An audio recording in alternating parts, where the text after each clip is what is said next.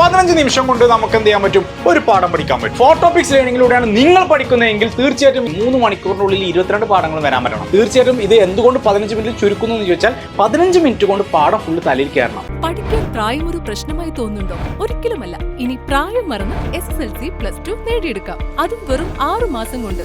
ലോകത്തിൽ എവിടെയിരുന്നും ഓൺലൈനായി പഠിക്കാൻ bass study centre അവസരമൊരുക്കിയിരിക്കുന്നു.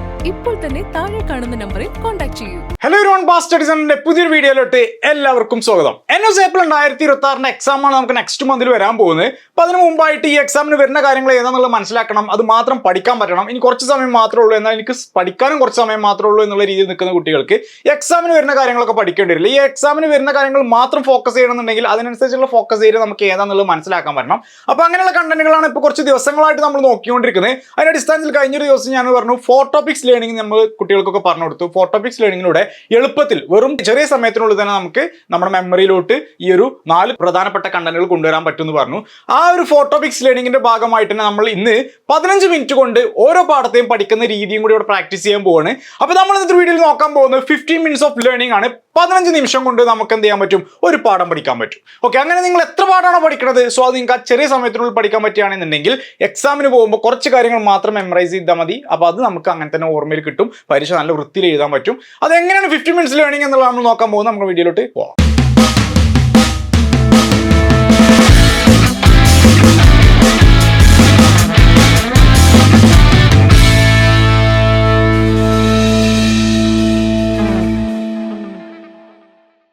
NS April 2026 പരീക്ഷ എഴുതാൻ പോകുന്ന കുട്ടികൾ ഒന്നും പഠിച്ചിട്ടില്ല, പഠിച്ചു തുടങ്ങിയിട്ടില്ല, പഠിച്ചു തുടങ്ങണം, പഠിക്കാൻ ഏതൊക്കെ പഠിക്കണം ഒന്നും അറിയില്ല എന്ന് പറയുന്ന കുട്ടികൾ ടെൻഷൻ അടിക്കേണ്ട ആവശ്യമില്ല. നമ്മുടെ ബാസ് ക്രാഷ് കോഴ്സ് സീസൺ 7 ഫസ്റ്റ് ബാച്ചിന്റെ ക്ലാസ്സുകളൊക്കെ നാളെ സ്റ്റാർട്ട് ചെയ്യാൻ പോകണം. അപ്പോൾ ഇതുവരെ നമ്മുടെ അഡ്മിഷൻ എടുത്ത പ്രീ ബുക്ക് ചെയ്ത കുട്ടികൾക്കൊക്കെ നാളെ മാർച്ച് 10 തന്നെ നിങ്ങളുടെ ക്ലാസ്സുകൾ ലഭിക്കും. ഇനിയും ജോയിൻ ചെയ്യാൻ ആഗ്രഹിക്കുന്ന കുട്ടികൾക്ക് നമ്മുടെ സെക്കൻഡ് ബാച്ചിലോട്ട് വരാം. ഫസ്റ്റ് ബാച്ചിന്റെ അഡ്മിഷൻസ് ഏകദേശം ക്ലോസ്ഡ് ആയി. ഇനി നമ്മൾ സെക്കൻഡ് ബാച്ചിന്റെ അഡ്മിഷൻ തന്നെ നമുക്ക് നാളെ തൊട്ട് തന്നെ സ്റ്റാർട്ട് ചെയ്യാൻ പോകണം. അപ്പോൾ നിങ്ങൾക്ക് അതിലോട്ട് ജോയിൻ ചെയ്യാം. സെക്കൻഡ് ബാച്ച് കൊണ്ട് നമുക്ക് ക്രാഷ് ഉണ്ടാവുള്ളൂ. അത് കഴിഞ്ഞ പിന്നെ നമുക്ക് ക്രാഷ് കോഴ്സ് ഉണ്ടാവില്ല. സോ ഇനിയും ക്രാഷ് എടുത്ത് പഠിക്കണം എന്ന് ആഗ്രഹിക്കുന്ന കുട്ടികളുണ്ടെങ്കിൽ വേഗം തന്നെ താഴെ നമ്മളോട്ട് വിളിച്ച് മക്കളെ നിങ്ങൾ ജോയിൻ ചെയ്തോളൂ.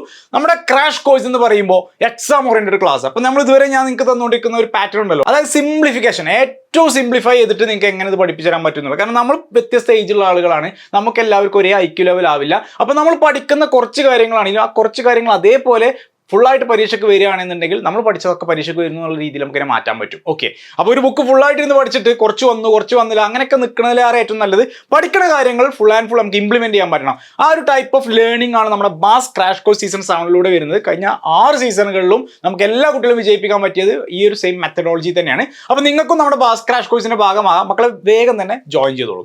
നമ്മുടെ വീഡിയോയിലോട്ട് പോവുകയാണെന്നുണ്ടെങ്കിൽ ഇവിടെ 15 മിനിറ്റ്സ് ഓഫ് ലേണിംഗ് ആണ് ഞാൻ ഇവിടെ പ്രാക്ടീസ് ചെയ്ത് തരാൻ പോകുന്നത്. കഴിഞ്ഞ വീഡിയോയിൽ നമ്മൾ പറഞ്ഞിട്ടുള്ള ഫോട്ടോപിക്സ് ലേണിംഗിന്റെ അടുത്തൊരു ഘട്ടമാണ് 15 മിനിറ്റ്സ് ഓഫ് ലേണിംഗ്. ഓക്കെ, ഈ ഫോട്ടോപിക്സ് ലേണിംഗിനെ കുറിച്ച് ഞാൻ നിങ്ങളോട് പറഞ്ഞപ്പോൾ കുട്ടികൾ അത് ജസ്റ്റ് മനസ്സിലാക്കി. ആ വീഡിയോ ഫുൾ ആയിട്ട് കണ്ടപ്പോൾ കുട്ടികൾക്ക് മനസ്സിലായി ഇത്ര സിമ്പിൾ ആണോ പരിപാടി എന്നുള്ളത്. അതനുസരിച്ച് ഇപ്പോൾ കുട്ടികളൊക്കെ ചെയ്തുകൊണ്ടിരിക്കുന്നത് 4 ടോപ്പിക്കുകളാക്കി മാറ്റിയാണ് ഓരോ പാഠത്തിനെയും. സോഷ്യോളജിയും പൊളിറ്റിക്സ്, ഹിസ്റ്ററി, എക്കണോമിക്സും ബിസിനസ് സ്റ്റഡി ഇങ്ങനെയുള്ള സബ്ജക്ട്സിനൊക്കെ 4 ടോപ്പിക്കിലോട്ട് കുട്ടികൾ കൺവേർട്ട് ചെയ്തുകൊണ്ടിരിക്കുകയാണ്. സോ ഈ ഒരു 4 ടോപ്പിക്കിന്റെ കണ്ടന്റുകൾ തന്നെ എങ്ങനെ അതിനെ ഒരു 15 മിനിറ്റിലോട്ട് ഷോർട്ട് ചെയ്യണം എന്നുള്ളത് നമുക്കറിയാം. 4 ടോപ്പിക്കിൽ പഠിക്കുക എന്നുള്ളത് ഓക്കെ, എനിക്ക് മനസ്സിലായി. പക്ഷേ ആ പഠിക്കുന്നതിന് നമുക്കൊരു 15 മിനിറ്റിൽ കൂടുതൽ സമയം എടുക്കാൻ പാടില്ല. സമയം എടുക്കാൻ പാടില്ല. എനിക്കിപ്പോൾ ഒന്ന് ഫുൾ ഡേ സമയം ഉണ്ടല്ലോ, നാളെ ഫുൾ ഡേ സമയം ഉണ്ടല്ലോ, ഞാൻ കുറേ സമയം എടുത്ത് പഠിച്ചോളാം എന്ന് പറഞ്ഞാൽ പഠിക്കാൻ സമയം എടുക്കുന്ന പോലെയല്ല. ഇതെല്ലാം തലയിലോട്ട് കയറ്റി തലയിൽ നിന്നും പരീക്ഷകളിലോട്ട് ചുരുങ്ങിയ 3 മണിക്കൂറിനുള്ളിൽ 22 പാഠങ്ങളും വരാൻ പറ്റണം. ഓക്കെ, അപ്പോൾ അതുകൊണ്ടാണ് നമ്മളിവിടെ 15 മിനിറ്റ്സ് ഓഫ് ലേണിംഗ് ഇൻട്രൊഡ്യൂസ് ചെയ്യുന്നത്. അതായത് എൻ്റെ 4 ടോപ്പിക് ലേണിംഗ്സിന്റെ ക്ലാസ് കണ്ട കുട്ടികൾ, അതായത് എൻ്റെ വീഡിയോ കഴിഞ്ഞൊരു 4 ടോപ്പിക്സ് ലേണിംഗിനെ കുറിച്ചിട്ട് ഞാനൊരു വീഡിയോ പറഞ്ഞു. ആ വീഡിയോ എല്ലാവരും കണ്ടിട്ടുണ്ടോ? കണ്ടിട്ടുണ്ടെങ്കിൽ എസ് ഒന്ന് കമന്റ് ചെയ്യുക, കണ്ടിട്ടില്ലെങ്കിൽ നോ എന്ന് കമന്റ് ചെയ്യുക. ഇനി കണ്ടിട്ടുള്ള നോ കമന്റ് ചെയ്യുമ്പോൾ ജസ്റ്റ് ഒന്ന് പോയി കണ്ടോളൂ മക്കളെ. ആ വീഡിയോ കണ്ടവർക്ക് ഇത് കറക്റ്റ് മനസ്സിലാവുള്ളൂ. അതായത് 4 ടോപ്പിക് ലേണിംഗ് എന്ന് പറയുന്ന ഒരു വീഡിയോ ഞാനൊരു 1 വീക്കിനുള്ളിൽ മുമ്പ് ചെയ്തിട്ടുണ്ട്. സോ ആ കണ്ടന്റ് ഒന്ന് കാണാം. 10-15 മിനിറ്റിന്റെ വീഡിയോ ആണ്. സോ അത് നിങ്ങൾ കണ്ടു കഴിഞ്ഞിട്ട് ഈ വീഡിയോയിലോട്ട് വരിക. സോ ഈ 15 മിനിറ്റ്സ് ഓഫ് ലേണിംഗ് എന്ന് പറഞ്ഞു കഴിഞ്ഞാൽ നമ്മുടെ 4 ടോപ്പിക് ഏതൊക്കെ? ടോപ്പിക് എന്നുള്ളതും ക്യാരക്ടറിസ്റ്റിക്സ് ഓഫ് ഫീച്ചേഴ്സ് എന്നുള്ളതും അഡ്വാൻറ്റേജസ് ഓഫ് ഡിസഡ്വാൻറ്റേജസ് എന്നുള്ളതും ആപ്ലിക്കേഷൻ ഓർ ലിമിറ്റേഷൻസ് അല്ലെങ്കിൽ ഹിൻഡ്രൻസ് എന്നുള്ള ഈ ഒരു 4 ടോപ്പിക്കുകളെയാണ് നമ്മൾ 15 മിനിറ്റിൽ കൊണ്ടുവരാൻ പോകുന്നത്. ഓക്കെ, അപ്പോൾ ഒരു ചാപ്റ്റർ എടുക്കുമ്പോൾ അതിന്റെ ടോപ്പിക് പഠിക്കാൻ നമുക്ക് 3 മിനിറ്റാണ് ഞാൻ നിങ്ങൾക്ക് അലോട്ട് ചെയ്യുന്ന സമയം എന്ന് പറയുന്നത്. അതിന്റെ രണ്ടാമത്തെ ടോപ്പിക് പഠിക്കാൻ 4 മിനിറ്റ്, മൂന്നാമത്തെ 4 മിനിറ്റ്, നാലാമത്തെ 4 മിനിറ്റ്, അങ്ങനെ മൊത്തം 15 മിനിറ്റാണ് നമ്മളിത് പഠിപ്പിക്കാൻ ഉദ്ദേശിക്കുന്നത്. വെറും 15 മിനിറ്റ് കൊണ്ട് നമുക്കിത് പഠിക്കാൻ പറ്റണം. ഓക്കെ, അപ്പോൾ ഇതുവരെ നിങ്ങൾ പഠിച്ചത് 4 ടോപ്പിക് എന്നുള്ളത്, അല്ലെങ്കിൽ നിങ്ങൾ ആദ്യം ഫുള്ള് പഠിക്കണം. എങ്ങനെ ഒരു ടെക്സ്റ്റ് ബുക്ക് എടുക്കുന്നു, അല്ലെങ്കിൽ ഗൈഡ് എടുക്കുന്നു, അല്ലെങ്കിൽ എവിടുന്നേലും ആരും തന്ന നോട്ടിൽ ഓരോ ക്വസ്റ്റ്യൻസ് അങ്ങനെ കാണാപ്പാടം പഠിക്കുന്നു. ഇതിന് തുടക്കം ഉണ്ടാവില്ല, അവസാനം ഉണ്ടാവില്ല, വിത്തും പേരും ഒന്നും ഇല്ലാതെ എന്തെങ്കിലുമൊക്കെ ഇരുന്ന് പഠിക്കുക. അതൊക്കെ വരില്ല എന്ന് പോലും പ്രോപ്പറായിട്ട് അല്ലെങ്കിൽ പൂർണ്ണമായിട്ടൊരു ബോധ്യം ഉണ്ടാവില്ല. അതിൻ്റെ ഒന്നും ആവശ്യമൊക്കെ വിട്ടേക്ക്. ഇപ്പോൾ നിങ്ങൾ പഠിക്കുന്നത് എൻ്റെ 4 ടോപ്പിക്സ് ലേണിംഗ് സിസ്റ്റത്തിലൂടെയാണ് എന്നുണ്ടെങ്കിൽ, മക്കൾ ഈ വീഡിയോ ആദ്യമായിട്ട് കാണുന്ന കുട്ടികളൊക്കെ ഉണ്ടെങ്കിൽ ഈ യൂട്യൂബ് ചാനൽ സബ്സ്ക്രൈബ് ചെയ്ത് വെച്ചോ, ബെല്ലൈക്കൺ ഇനാബിൾ ചെയ്ത് വെച്ചോ, ലൈക്ക് ചെയ്തോ, ഫ്രണ്ട്സിനൊക്കെ ഷെയർ ചെയ്ത് കൊടുത്തോ, ഉപകാരപ്പെടും. Okay, exam NUS April 2026 exam എല്ലാവർക്കും വിജയിക്കാൻ വേണ്ടിയിട്ടും എല്ലാവരെയും പാസ്സാക്കാൻ വേണ്ടിയിട്ടും എല്ലാവർക്കും ഫുൾ മാർക്ക് നേടാൻ വേണ്ടിയിട്ടാണ് ഇങ്ങനത്തെ കാര്യങ്ങൾ പറഞ്ഞുതരുന്നത്. ആരും പറഞ്ഞുതരാത്ത കാര്യങ്ങളാണ് നമ്മൾ പറഞ്ഞുതരാം. ആ കാര്യങ്ങൾ നിങ്ങൾക്ക് അങ്ങനെ തന്നെ കേൾക്കാം, അങ്ങനെ തന്നെ എടുത്ത് ഇംപ്ലിമെന്റ് ചെയ്യാം, ഫുൾ മാർക്ക് നേടാം, തലയുയർത്തി നടക്കാം. ഓക്കെ, സോ ആ ഒരു പോയിന്റിലോട്ട് വരികയാണെങ്കിൽ ഈ ഒരു 15 മിനിറ്റ്സ് ഓഫ് ലേണിംഗിൽ നമ്മൾ കൊടുക്കുന്ന ടോപ്പിക്കിന് 3 മിനിറ്റ്, കാറ്റസിക്സിന് 4 മിനിറ്റ്, ഐഡന്റിറ്റി ഡിസഡ്വാൻറ്റേജിന് 4 മിനിറ്റ്, ആപ്ലിക്കേഷൻ ഓർ ലിമിറ്റ്സിന് 4 മിനിറ്റ്. ഇങ്ങനെയാണ് നമ്മൾ 15 മിനിറ്റിൽ ഇതിനെ ഫോക്കസ് ചെയ്യുന്നത്. സോ ഈ ഒരു 15 മിനിറ്റിലോട്ട് വരികയാണെന്നുണ്ടെങ്കിൽ ഇപ്പോൾ നമ്മൾ ഒരു പാഠം ഞാൻ ജസ്റ്റ് കാണിച്ചു തരാം. നമുക്ക് ജസ്റ്റ് നോക്കാം. ഫസ്റ്റ് നമുക്ക് ടോപ്പിക് നോക്കാം. ഫസ്റ്റ് ടോപ്പിക് വന്നത് ജെൻഡർ ഡിസ്ക്രിമിനേഷൻ ആണ്. അതായത് ലിംഗവിവേചനം എന്ന് പറയുന്ന ഒരു ടോപ്പിക്കാണ് നമ്മൾ കൊടുക്കുന്നത്, ജെൻഡർ ഡിസ്ക്രിമിനേഷൻ. ഓക്കെ, സോഷ്യോളജിയുടെ ടോപ്പിക്കാണ് gender discrimination. So gender discrimination നമ്മൾ കൊടുക്കുകയാണെന്നുണ്ടെങ്കിൽ ഞാൻ ആദ്യത്തെ 3 മിനിറ്റ് എടുക്കുന്നത് എന്താണ് ജെൻഡർ ഡിസ്ക്രിമിനേഷൻ, എന്താ ജെൻഡർ എന്ന് പറഞ്ഞാൽ ലിംഗം എന്താണെന്നുള്ളത് നോക്കിയാൽ, അതായത് സ്ത്രീ പുരുഷൻ എന്ന് പറയുന്നതാണല്ലോ സ്വാഭാവികമായിട്ടും ജെൻഡർ എന്ന് പറയുന്നത് അല്ലേ, മെയിൽ ഓർ ഫീമെയിൽ എന്നുള്ളതാണ് ജെൻഡർ പറയുന്നത്. സോ അവരുടെ വിവേചനം എന്ന് പറഞ്ഞാൽ, അവരുടെ ഡിസ്ക്രിമിനേഷൻ എന്ന് പറഞ്ഞാൽ നമുക്കറിയാം. ഇപ്പോൾ കഴിഞ്ഞ മാർച്ച് ഈ 2 ദിവസം മുമ്പ് നമുക്കറിയാം ഇന്റർനാഷണൽ വിമൻസ് ഡേ ആയിരുന്നില്ലേ. അപ്പോൾ നമുക്കറിയാം നമ്മൾ വിമൻസ് ഡേയിലൊക്കെ സെലിബ്രേറ്റ് ചെയ്താൽ നമ്മൾ ഒരുപാട് കാര്യങ്ങൾ പറഞ്ഞു, ഒരുപാട് കാര്യങ്ങൾ നമ്മൾ നോക്കുമ്പോൾ നമ്മുടെ ഈ ഇന്ത്യയിൽ അല്ലെങ്കിൽ നമ്മുടെ ഈ ലോകത്തൊക്കെ സ്ത്രീകൾ സുരക്ഷിതരാണോ, അല്ലെങ്കിൽ നമ്മുടെ ഇന്ത്യയിൽ ഗേൾസ് സെക്യൂർഡ് ആണോ, അല്ലെങ്കിൽ അവർ പ്രൊട്ടക്റ്റഡ് ആണോ എന്നല്ലെങ്കിൽ നമ്മൾ ഡേ ബൈ ഡേ നമ്മൾ കുട്ടികളെ, ഒരുപാട് കുട്ടികളെ അബ്യൂസീവ് ആയിട്ടുള്ള അല്ലെങ്കിൽ ഒരുപാട് കുട്ടികളെ ചൈൽഡ് ലേബർ ചെയ്യിപ്പിക്കുന്ന ഒരുപാട് വാർത്തകൾ നമ്മൾ കേൾക്കാറുണ്ട്. അപ്പോൾ നമ്മുടെ നാട്ടിൽ കുട്ടികൾ സേഫ് ആണോ, അല്ലെങ്കിൽ നമ്മുടെ നാട്ടിൽ തന്നെ എംപ്ലോയ്മെന്റ് ഉണ്ടോ, അല്ലെങ്കിൽ ജോലി ഉണ്ടോ, അതല്ലെങ്കിൽ ഒരുപാട് ആളുകൾക്ക് പട്ടിണി ഒക്കെ ഉണ്ട്, അല്ലെങ്കിൽ പോവർട്ടി, ഇങ്ങനെയൊക്കെ പല പ്രശ്നങ്ങൾ നമ്മുടെ സമൂഹത്തിലെ ആളുകൾ നേരിടുന്നുണ്ടാവും. സോ ഇവിടെ ജെൻഡർ ഡിസ്ക്രിമിനേഷനോട് നമ്മൾ വരുമ്പോൾ മെയിൻ ആയിട്ടും മെയിൽ ഓർ ഫീമെയിൽ എന്ന് പറയുന്ന ആ ഒരു ഡിസ്ക്രിമിനേഷനെയാണ് ഇവിടെ നമുക്ക് പറഞ്ഞു തരുന്നത്. സോ നമ്മൾ ആദ്യം തന്നെ നോക്കേണ്ടത് ടോപ്പിക് എന്താണെന്നുള്ളതാണ്. What is gender discrimination, describe gender discrimination, explain gender discrimination, detail about gender discrimination എന്നാണ്.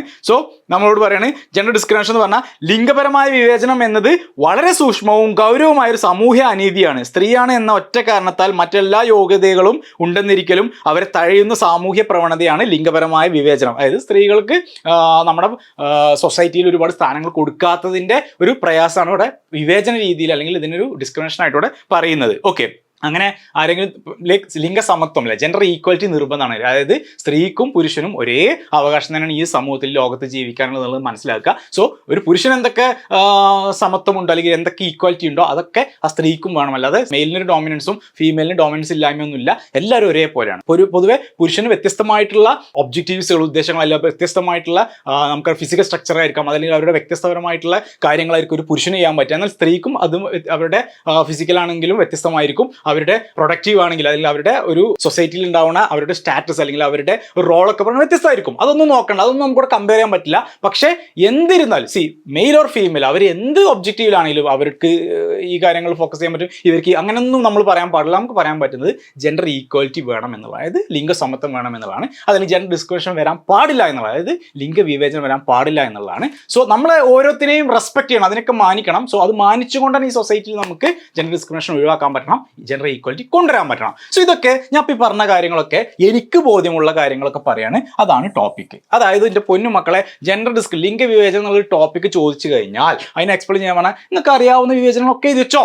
ഓക്കെ, നിങ്ങൾക്ക് അറിയുന്നുണ്ടാവും, ഒരുപാട് പ്രയാസങ്ങളും പ്രശ്നങ്ങളൊക്കെ നിങ്ങൾ കേൾക്കുന്നുണ്ടാവും. അപ്പോൾ അതൊക്കെ നിങ്ങൾക്ക് എഴുതി വെക്കാം. 3 മിനിറ്റ് കൊണ്ട് നിങ്ങൾക്ക് അത് പഠിക്കാൻ പറ്റും. ഇത്രേ ഉള്ളൂ ഫസ്റ്റ് ടോപ്പിക്ക്. രണ്ടാമത്തെ ടോപ്പിക്കിലോട്ട് നമ്മൾ പോവുകയാണെന്നുണ്ടെങ്കിൽ കാറ്റസിക്സിനെ കുറിച്ചാണ് പറഞ്ഞത്. എന്താണ് women participation in political system. ഒരു രാഷ്ട്രീയ സംവിധാനത്തിൽ എന്തുകൊണ്ട് വിമൻസിന്, അതായത് സ്ത്രീകൾ പങ്കെടുക്കണം എന്ന് വെച്ചാൽ നമുക്കറിയാം ഈ സമൂഹത്തിൽ പുരുഷന്മാർ മാത്രമല്ലല്ലോ, സ്ത്രീകളുടെ പ്രശ്നങ്ങൾ അറിയാൻ വേണ്ടിയിട്ട് അല്ലെങ്കിൽ സ്ത്രീകൾക്ക് ഒരു അവരുടെ റെപ്രസെന്റ് ചെയ്യാൻ വേണ്ടിയിട്ട് സ്ത്രീകൾ ലീഡേഴ്സ് ആയിട്ട് വരണം അല്ലേ. രാഷ്ട്രീയ പാർട്ടിയിൽ സ്ത്രീകളും വേണം. അല്ലാതെ പുരുഷന്മാർ മാത്രമായി കഴിഞ്ഞാൽ തീർച്ചയായിട്ടും ആ ഒരു സിസ്റ്റം നല്ല രീതിയിൽ പോകത്തില്ല. അപ്പൊ അതുകൊണ്ട് ഇതൊക്കെ എനിക്കറിയാവുന്ന ബോധ്യങ്ങളെ കുറിച്ച് പറയാം, നിങ്ങൾക്ക് അറിയാവുന്ന ബോധ്യം നിങ്ങൾക്ക് അത് സവിശേഷതകൾ. അതായത് ഈ ജെൻഡർ ഡിസ്ക്രിമിനേഷന്റെ അല്ലെങ്കിൽ ഫീച്ചേഴ്സ്, ആ ഒരു ജെൻഡർ ഡിസ്ക്രിമിനേഷൻ എന്ന പാഠത്തിൽ എന്തുകൊണ്ട് നമുക്ക് സ്ത്രീകൾക്ക് ഈക്വാലിറ്റി വേണം അല്ലെങ്കിൽ എന്തുകൊണ്ട് സ്ത്രീ പങ്കാളിത്തം നമ്മുടെ രാഷ്ട്രീയത്തിൽ വേണം എന്നുള്ളതൊക്കെ പറയുന്നത് അത് അതിൻ്റെ സവിശേഷതകൾ. അതായത് ഇവിടെ ഈക്വാലിറ്റി വേണം, ജെൻഡർ ലിംഗ സമത്വം അല്ലെങ്കിൽ ജെൻഡർ ഈക്വാലിറ്റി വേണം എന്ന് പറയുന്നതിൻ്റെ സവിശേഷതകൾ, നല്ല വശങ്ങളാണെന്നുള്ളത് നമുക്കിവിടെ 4 മിനിറ്റ് കൊണ്ട് പഠിക്കാൻ പറ്റും. ഓക്കെ, അടുത്തത് നമുക്ക് gender discrimination in different institution. വ്യത്യസ്ത മേഖലകളിൽ ജെൻഡർ ഡിസ്ക്രിമിനേഷൻ വരുന്നുണ്ടെന്ന് പറയാം. അത് നമുക്ക് ഇവിടെ വേണമെങ്കിൽ ഇതിന്റെ ഒരു ഡിസഡ്വാൻറ്റേജസ് ആയിട്ട് തന്നെ പറയാം അല്ലെ. ഒരു മൂന്നാമത്തെ ടോപ്പിക്ക് നമുക്ക് ഡിസഡ്വാൻറ്റേജസ് ആയിട്ട് പറയാം. അതായത് എങ്ങനെയാണ് ഈ ഒരു സമൂഹത്തിൽ ലിംഗവിവേചനം ഉണ്ടാവുന്നതെന്ന് വെച്ചാൽ നമുക്ക് നമ്മുടെ വ്യത്യസ്തമായിട്ടുള്ള നമ്മുടെ ഇൻസ്റ്റിറ്റ്യൂഷൻ ത്രൂ ഒക്കെ അല്ലെങ്കിൽ നമ്മുടെ വ്യത്യസ്തമായിട്ടുള്ള സ്ഥാപനങ്ങൾ മുഖേനയാണ് വരുന്നത് എന്ന് പറഞ്ഞാൽ, ഒന്ന് നമുക്കറിയാം നമ്മുടെ മതം, ഓരോ മതത്തിലും ഇവിടെ ലിംഗവിവേചനം ഉളവാക്കുന്ന രീതിയിലുള്ള കാര്യങ്ങളൊക്കെ വരാം. ഓക്കെ, അതായത് മതത്തിന്റെ അടിസ്ഥാനത്തിലൊക്കെ ജെൻഡർ ഇനീക്വാലിറ്റിയെ നമുക്കിവിടെ ഡിസ്കസ് ചെയ്യാൻ പറ്റും. അല്ലെങ്കിൽ നമുക്ക് കുടുംബം, നമ്മുടെ ഫാമിലി നോക്കുകയാണെങ്കിൽ, കുടുംബ അടിസ്ഥാനത്തിൽ തന്നെ നമുക്ക് ജെൻഡർ ഇനീക്വാലിറ്റി വരുന്നത് കാണാൻ പറ്റും. ഓക്കെ, അതേപോലെ തന്നെ പിന്നെ നമുക്ക് വരുന്ന വിദ്യാഭ്യാസമാണ്. എഡ്യൂക്കേഷൻ സെക്ടറുകളിലൊക്കെ ഒരേ opportunities both male and female ഒരുപോലെ കിട്ടുന്നില്ല എന്നുള്ളത് നമുക്കിവിടെ എഡ്യൂക്കേഷൻ സെക്ടറിൽ നമുക്ക് അങ്ങനെ ഒരു ജെൻഡർ ഇനീക്വാലിറ്റി ഉണ്ട് എന്നുള്ളത് നമുക്ക് പറഞ്ഞുതരാൻ പറ്റും. അതേപോലെ തന്നെ സാമ്പത്തിക അടിസ്ഥാനത്തുകളിൽ എക്കണോമിക് ഇൻസ്റ്റിറ്റ്യൂഷനിൽ നമുക്ക് പ്രശ്നമുണ്ടെന്ന് പറയാൻ പറ്റും. രാഷ്ട്രീയ സംവിധാനങ്ങളിലൊക്കെ, രാഷ്ട്രീയത്തിലും ഒരു മെയിൽ ഡോമിനൻസ്, ഒരു പുരുഷ മേധാവിത്വം ഉണ്ട് എന്നുള്ളതൊക്കെ നമുക്കിവിടെ പറയാൻ പറ്റും. അപ്പോൾ ഇത്രയും മേഖലകളിലാണ് ഇവിടെ നമുക്ക് ജെൻഡർ ഡിസ്ക്രിമിനേഷൻ ഉണ്ട് എന്നുള്ളത്, ലിംഗവിവേചനം ഉണ്ട് എന്നുള്ളത് നമുക്കിവിടെ കാണിച്ചു കൊടുക്കാൻ പറ്റുന്നത്. അപ്പോൾ അതൊക്കെ ഇതിൻ്റെ നെഗറ്റീവ് സൈഡ്സ് ആണ്, ഡീമെറിറ്റ്സ് ആണ്. അതായത് ഇത് ഈ ഒരു സംവിധാനത്തിൻ്റെ നെഗറ്റീവ്സിനെ കുറിച്ചിട്ടാണ് നമുക്കിവിടെ പറയാൻ പറ്റുക. അപ്പോൾ നമുക്ക് അടുത്ത 4 മിനിറ്റ് കൊണ്ട് നിങ്ങൾ എന്ത് ചെയ്യുക, നെഗറ്റീവ്സോ അല്ലെങ്കിൽ പോസിറ്റീവ്സോ, ഇനി ഇതിൻ്റെ പോസിറ്റീവ്സും നെഗറ്റീവ്സും. ഇപ്പോൾ ജെൻഡർ ഡിസ്ക്രിമിനേഷൻ എന്ന് പറയുന്നത് ഒരു നെഗറ്റീവ് ടോപ്പിക്കാണ്. അപ്പോൾ അവിടെ പോസിറ്റീവ് വരാൻ സാധ്യതയില്ല. കാരണം ജെൻഡർ ഡിസ്ക്രിമിനേഷൻ, ലിംഗവിവേചനം അല്ലാതെ നമുക്ക് ഒരിക്കലും പറയാൻ പറ്റില്ല. കാരണം ജെൻഡർ ഡിസ്ക്രിമിനേഷൻ ഏറ്റവും മോശപ്പെട്ട കാര്യമാണ് എന്നാണ് നമ്മൾ ടോപ്പിക് തന്നെ വരുന്നത്. അപ്പോൾ അവിടെ ഡിസ്ക്രിമിനേഷൻ എന്ന് പറഞ്ഞു കഴിഞ്ഞാൽ അതൊരു നെഗറ്റീവാണ്. ഓക്കെ, അവിടെ പിന്നെ പോസിറ്റീവ് ഇല്ല. അപ്പോൾ അങ്ങനത്തെ ഭാഗങ്ങളിൽ നമുക്ക് അതിനെ നല്ലത് പറയാൻ പാടില്ല. കാരണം അത് നല്ലതില്ല അതിൽ. ഓക്കെ, അതിലെല്ലാം നെഗറ്റീവ്സ് ആണ്, അതിലെല്ലാം ഡിസഡ്വാൻറ്റേജ് ഡീമെറിറ്റ്സ് ആണ്. ജെൻഡർ ഡിസ്ക്രിമിനേഷൻ പറഞ്ഞാൽ അതിൽ നല്ലതില്ല. നേരെ മറിച്ച് നമ്മളോട് ടോപ്പിക് ഇവിടെ ജെൻഡർ ഡിസ്ക്രിമിനേഷന്റെ ഓപ്പോസിറ്റ് ടോപ്പിക് പറയുന്നതാണ് ജെൻഡർ ഈക്വാലിറ്റി, അതായത് ലിംഗസമത്വം എന്ന് പറയുന്നത്. ആ ടോപ്പിക് ഇതിൽ വരുന്നുണ്ട്. ജെൻഡർ ഡിസ്ക്രിമിനേഷൻ ഒപ്പം തന്നെ വരുന്നതാണ് ജെൻഡർ ഈക്വാലിറ്റി. കാരണം ലിംഗവിവേചനം ആരെങ്കിലും ചെയ്തു കഴിഞ്ഞാൽ അതിനെ എതിർത്തിട്ട് ജെൻഡർ ഈക്വാലിറ്റി വേണമെന്ന് കാണിക്കുമ്പോഴാണ് അവിടെ നമ്മുടെ ഇപ്പോൾ ഫെമിനിസം ഒക്കെ നമുക്ക് ഇതിൽ വരുന്ന ടോപ്പിക്കാണ്. സോ ഇവിടെ ജെൻഡർ ഈക്വാലിറ്റി, ലിംഗസമത്വം വരികയാണെന്നുണ്ടെങ്കിൽ അവിടെ നിങ്ങൾക്ക് ഇതിന് സവിശേഷത നല്ല വശങ്ങൾ എഴുതി കൊടുക്കാൻ പറ്റൂല. ലിംഗസമത്വം ഉണ്ടെങ്കിൽ എല്ലാവർക്കും മെന്റലി അല്ലെങ്കിൽ ഫിസിക്കലി അതല്ലെങ്കിൽ സോഷ്യലി ഒക്കെ നല്ല രീതിയിൽ നമുക്ക് ജീവിക്കാൻ പറ്റും എന്നുള്ളത് നമുക്ക് പറയാൻ പറ്റും. അതേപോലെ തന്നെ അഡ്വാൻറ്റേജസ് അതിനും പോസിറ്റീവ്സ് ഒക്കെ ആയിട്ട് നമുക്ക് അതിന് ഒരുപാട് കാര്യങ്ങൾ, നല്ല കുടുംബം ഉണ്ടാവാം, നല്ല മതം ഉണ്ടാവാം, നല്ല സമൂഹം ഉണ്ടാവാം, നല്ല എഡ്യൂക്കേഷൻ ഉണ്ടാവാം, നല്ല സാമ്പത്തികം ഉണ്ടാവാം. അതെല്ലാം നല്ല രീതിയിൽ പ്രവർത്തിക്കുമ്പോൾ എങ്ങനെ ജെൻഡർ ഈക്വാലിറ്റി ഉണ്ടെന്ന് എല്ലാം നല്ല രീതിയിൽ പ്രവർത്തിക്കും. ഓക്കെ, നമ്മൾ നെഗറ്റീവ് പറയണ്ട, പോസിറ്റീവ് പറഞ്ഞാൽ മതി. ഓക്കെ, ഇനി അടുത്ത നമ്മുടെ ഫൈനൽ ടോപ്പിക് തന്നെയാണ് അതിൻ്റെ ലിമിറ്റേഷൻസോ അതിൻ്റെ ആപ്ലിക്കേഷൻസോ ഒക്കെയാണ്. അപ്പോൾ നമുക്ക് ആപ്ലിക്കേഷൻസ് എന്ന് പറയുന്നത് നമുക്ക് എങ്ങനെ distinguish between sex and gender with the help of A suitable example. Okay, example എന്തെങ്കിലുമൊക്കെ ഉദാഹരണ സഹിതം നമ്മൾ പറയുന്ന ആപ്ലിക്കേഷൻ. ജെൻഡർ ഡിസ്ക്രിമിനേഷൻ്റെ ലിംഗവിവേചനത്തിൻ്റെ അല്ലെങ്കിൽ ജെൻഡർ ഈക്വാലിറ്റിൻ്റെ ലിമിറ്റേഷൻ, അതിൻ്റെ പ്രധാനപ്പെട്ട വെല്ലുവിളി എന്താ വെച്ചാൽ ഇപ്പോഴും നമ്മുടെ സമൂഹത്തൊന്നും അംഗീകരിക്കാൻ തയ്യാറായിട്ടില്ല എന്നാണ് ഇതിൻ്റെ പ്രധാനപ്പെട്ട ഒരു ചലഞ്ച്, വെല്ലുവിളി. അതിൻ്റെ ഒരു ലിമിറ്റേഷൻ, അതിൻ്റെ ഒരു പരിമിതി അല്ലെങ്കിൽ അതിൻ്റെ ഒരു ഹിൻഡ്രൻസ് എന്നൊക്കെ പറയുന്നത്. അപ്പോൾ അത് നമുക്കിവിടെ എഴുതി കൊടുക്കാൻ പറ്റും. ഓക്കെ, ഇപ്പോഴും നമ്മുടെ നാടുകളിലൊന്നും എല്ലാവരും ഈക്വൽ അല്ല എന്നുള്ള രീതിയിലാണ് പല കാര്യങ്ങളും നടക്കുന്നത്. ഓക്കെ, നമ്മുടെ സിസ്റ്റം ഒക്കെ ഈക്വാലിറ്റി വേണമെന്ന് പറഞ്ഞാൽ പോലും നമ്മുടെ ഈ ഒരു സിസ്റ്റം അത്രയ്ക്ക് അപ്ഗ്രേഡ് ആയിട്ടില്ല. അല്ലെങ്കിൽ നമ്മൾ ഇപ്പോഴും ഇവിടെ പല മേഖലകളിലൊക്കെ ഇനീക്വാലിറ്റി ഉണ്ട് എന്നുള്ളതാണ് പലരും പറയുന്നത്, പലതും റിപ്പോർട്ടുകളുടെ അടിസ്ഥാനത്തിൽ കാണാൻ സാധിക്കുന്നത്. അപ്പോൾ അവിടെ നമുക്ക് ഈ ഒരു ലിമിറ്റ്, ഇതിൻ്റെ പ്രധാനപ്പെട്ട വെല്ലുവിളികൾ ഇതൊക്കെ പറഞ്ഞു കൊടുക്കാൻ പറ്റും. അത് 4 മിനിറ്റ്. ഓക്കെ, അപ്പോൾ ഇപ്പോൾ നമ്മൾ 15 മിനിറ്റ് കൊണ്ടാണ് ടോപ്പിക് എന്താ, ജെൻഡർ ഡിസ്ക്രിമിനേഷൻ, അതിൻ്റെ ക്യാരക്ടറിസ്റ്റിക്സ് ഫീച്ചേഴ്സ് എന്താണെന്നുള്ളത് നോക്കി, അതിൻ്റെ അഡ്വാൻറ്റേജസ് ഡിസഡ്വാൻറ്റേജസ് നോക്കി, അതിൻ്റെ ആപ്ലിക്കേഷൻ ലിമിറ്റേഷൻ നോക്കി. ഇങ്ങനെ 3, 4, 12, 15 മിനിറ്റ് കൊണ്ട് 4 ടോപ്പിക്ക് പഠിച്ചു. ഈ 4 ടോപ്പിക്ക് മാത്രമാണ് ജെൻഡർ ഡിസ്ക്രിമിനേഷൻ എന്ന് പറയുന്ന പാഠം. ഓക്കെ, ഈ 15 മിനിറ്റ് കൊണ്ട് ഈ പാഠം പഠിച്ചിട്ടുണ്ടെങ്കിൽ ഇതേപോലെ ഓരോ പാഠങ്ങളും 15 മിനിറ്റ് കൊണ്ട് പഠിക്കുക. അപ്പോൾ എൻ്റെ 4 ടോപ്പിക്സ് പഠിച്ച കുട്ടികൾ, ഈ 4 ടോപ്പിക്കിലാണ് നിങ്ങൾ പഠിക്കുന്നതെങ്കിൽ, നിങ്ങൾ 4 ടോപ്പിക്കിലാണ് പഠിക്കുന്നതെങ്കിൽ ആ 4 ടോപ്പിക്ക് ഇനി മുതൽ നിങ്ങൾ 15 മിനിറ്റ് കൊണ്ട് പഠിക്കുക. വെറും 15 മിനിറ്റ് കൊണ്ട് പഠിക്കുക. അപ്പോൾ പറയരുത് എന്നോട് ഒരിക്കലും എനിക്ക് ഒരുപാട് സമയമുണ്ട്, ഈ വീക്ക് ഫുൾ ഫ്രീ ആണ്, അപ്പോൾ ഞാൻ ടൈം എടുത്ത് പഠിച്ചോളാം എന്ന് പറയരുത്. കാരണം എൻ്റെ അടുത്ത് വരുമ്പോൾ ഞാൻ തരുന്ന മെത്തേഡ്സ് പഠിക്കുമ്പോൾ ഞാനിതൊരു ഉദ്ദേശത്തിലാണ്, ഒരു ഒബ്ജക്റ്റീവിലാണ് കൊണ്ടുപോകുന്നതെങ്കിൽ തീർച്ചയായിട്ടും ഇത് എന്തുകൊണ്ട് 15 മിനിറ്റ് ചുരുക്കുന്നു എന്ന് ചോദിച്ചാൽ 15 മിനിറ്റ് കൊണ്ട് പാഠം ഫുള്ള് തലയിൽ കയറണം. അല്ലാതെ 1 മണിക്കൂർ കൊണ്ട് തലയിൽ കയറി കഴിഞ്ഞാൽ ആ 1 മണിക്കൂർ കാര്യങ്ങളൊന്നും പരീക്ഷയ്ക്ക് ഓർത്ത് വെക്കാൻ നമുക്ക് സാധിക്കില്ല. പ്രത്യേകിച്ച് നമ്മൾ വ്യത്യസ്ത ഏജുള്ള, വ്യത്യസ്ത ഐക്യുലുള്ള ആളുകളാണ്, നമുക്ക് വ്യത്യസ്ത സമയ പരിമിതികളുള്ള, അല്ലെങ്കിൽ നമുക്ക് പഠിക്കാൻ ഫുള്ളായി ടൈം കിട്ടാത്ത ആളുകളൊക്കെയാണെന്നുള്ളത് മനസ്സിലാക്കിയിട്ടാണ് ഞാനിതിനെ സിമ്പിൾ ചെയ്ത് തരുന്നത്. So 50 minutes. അപ്പോൾ നിങ്ങൾ കൗണ്ടം വെച്ച് പഠിച്ചോ മക്കളെ, ടൈമർ വെച്ച് പഠിച്ചോ.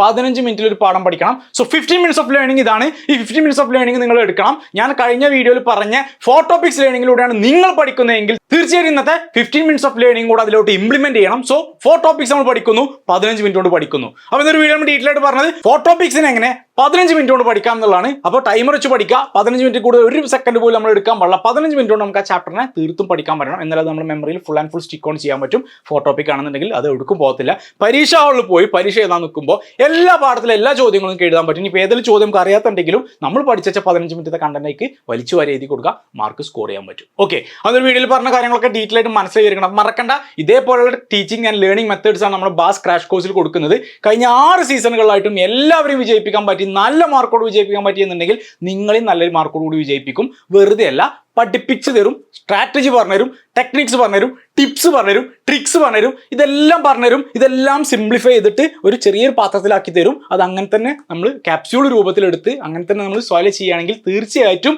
നിങ്ങൾക്ക് അത് വെച്ചിട്ട് തന്നെ ഫുൾ മാർക്ക് നേടാൻ പറ്റുമെന്നുള്ളതാണ്. അപ്പോൾ ബാസ് ക്രാഷ് കോഴ്സ് ജോയിൻ ചെയ്യാൻ ആഗ്രഹമുള്ള വേഗം തന്നെ താഴെ നമ്പറോട്ട് വിളിച്ചോളൂ മക്കളെ. ഇപ്പോൾ തന്നെ നിങ്ങളുടെ സീറ്റ് ബുക്ക് ചെയ്തോളൂ. ഇതൊരു വീഡിയോ എല്ലാവർക്കും യൂസ്ഫുൾ ആയിരിക്കും. വീഡിയോ വീണ്ടും കാണാം. അതുവരെയും താങ്ക് യു.